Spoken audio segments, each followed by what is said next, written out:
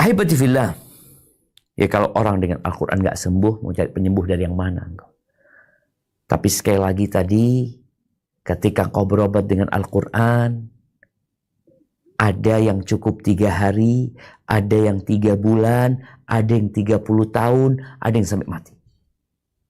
Dan Anda melihat orang-orang yang berobat ya, yang jantung umpamanya, ya dia tetap harus mengkonsumsi obat tersebut. Tiap bulan dia datang ke dokternya, hanya untuk memperbaharui resepnya. Datang lagi. Kayak gitu berobat. Ketika engkau berobat dengan Al-Quran, engkau maunya hari ini engkau baca, hari ini engkau sembuh. Gak seperti itu. Ada yang langsung sembuh, ada yang butuh proses. Bagaimana caranya? Para ulama menyebutkan, ada beberapa cara yang disebutkan dalam beberapa hadis ya. Yang pertama dengan membacakan Al-Quran, kemudian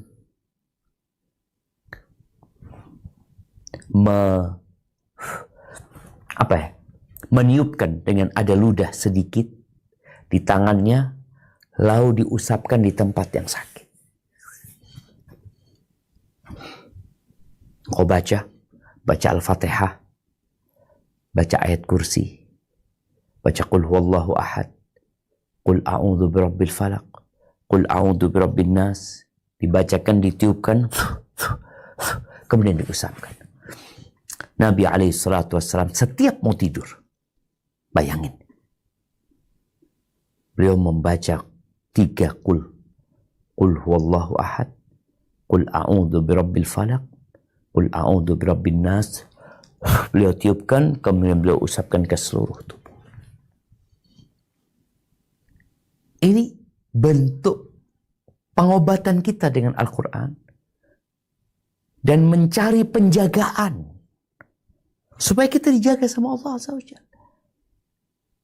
Fisik kita, tubuh kita, kepala kita, tangan kita, kaki kita. Tiap malam bayangin Nabi SAW melakukan hal itu. Antum berapa kali mengamalkan itu? Kita kadang-kala capek. Ya Anda sendiri rasakan. Kadang-kala Anda, ya Allah, jadi udah baca 3 surat itu Anda baca, tapi nggak sambil meniupkan. Padahal Nabi SAW mengajarkan sambil ditiupkan ya. Kemudian usapkan ke seluruh tubuh kita. Insya Allah jadi penyelamat buat diri. Itu cara yang pertama. Cara yang kedua, tangannya diletakkan di tempat yang sakit. Sambil dia membaca. Sebagaimana disebutkan dalam hadis Muslim ya. Dari riwayat Utsman bin Abil As ya. Nabi nyuruh baca bismillah, bismillah, bismillah, a'udzu bizzatillahi wa qudratihi min syarri ma ajidu wa hadir mumay. Di tempat yang sakit. Kalau tadi membaca di tangan kemudian diusapkan. Kalau ini di tempat yang sakit, mana yang sakit? Udah dadaku yang sakit. Kepala yang sakit. Udah kau baca. Tapi sekali lagi, 2 hal itu harus terpenuhi. Adanya keyakinan di dalam dirimu dan adanya bacaan yang baik ya, yang kau baca. Karena ada orang yang coba-coba.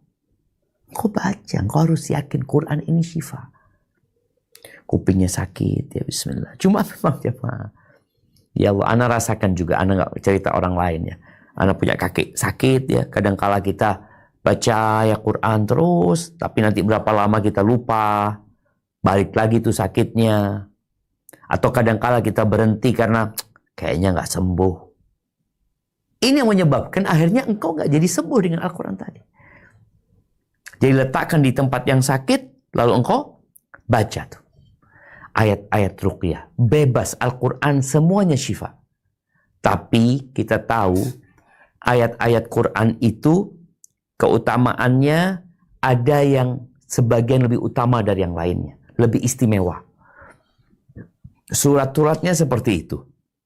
Kalau bicara surat yang paling baik adalah Al-Fatihah, yang diantara namanya Asy-Syafiyah, yang menyembuhkan. Bahkan yang di Ruqyah, yang dibacakan Al-Fatihah itu orang kafir sembuh juga, karena yang membacanya. Kita bicara tadi ada dua sisi orang yang sakit, sisi orang yang membacakan Al-Quran tadi. Jadi Al-Fatihah. Kemudian ada Qul huwallahu ahad, Qul a'udzu birabbil falaq, Qul a'udzu birabbin nas, ya. Kemudian ada beberapa surat yang memiliki keutamaan tersendiri. Kalau ayatnya, maka ayat yang paling mulia dalam Al-Quran adalah ayat kursi. Taib. Itu cara yang kedua tadi ya. Cara yang pertama ditiupkan, diusapkan ke seluruh tubuh. Cara yang kedua di tempat yang sakit dibacakan saja tanpa ditiup, cuma dipegang, dibacain. Kemudian cara yang ketiga yaitu ditiupkan di tempat yang sakit, ya, kemudian diusap dengan tangannya. Ambil diusap ya di tangannya itu. Taib, di antara cara yang lainnya adalah, ini mungkin cara yang sering kita lihat, yaitu membacakan ayat-ayat Quran itu di air.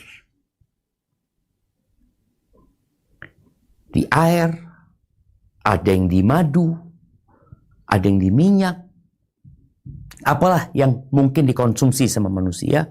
Kemudian setelah dibaca, dia meniupkan di situ sambil ada ludah sedikit. Ini cara yang keempat.